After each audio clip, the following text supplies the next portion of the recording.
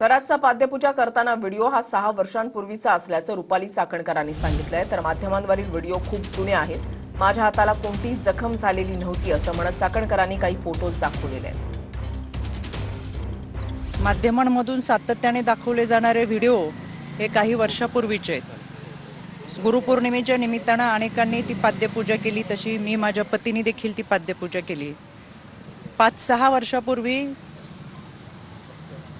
ज्यावेळेस आपण ज्या लोकांच्या संपर्कात असतो ते 5-6 वर्षानंतर एखाद्याचे कृत्य, एखाद्याची वैयक्तिक वागणूक, त्याचं वैयक्तिक आयुष्य याच्याबाबत आपल्याला कोणतीही सुत्रम कल्पना नसते।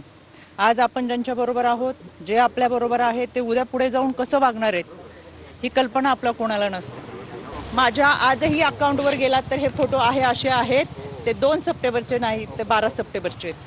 दुसरी गोष्ट, 2 सप्टेंबरला आदरणीय अजितदादांच्या दौऱ्यात आम्ही होतो, हा माझा 2 सप्टेंबरचा फोटो आहे।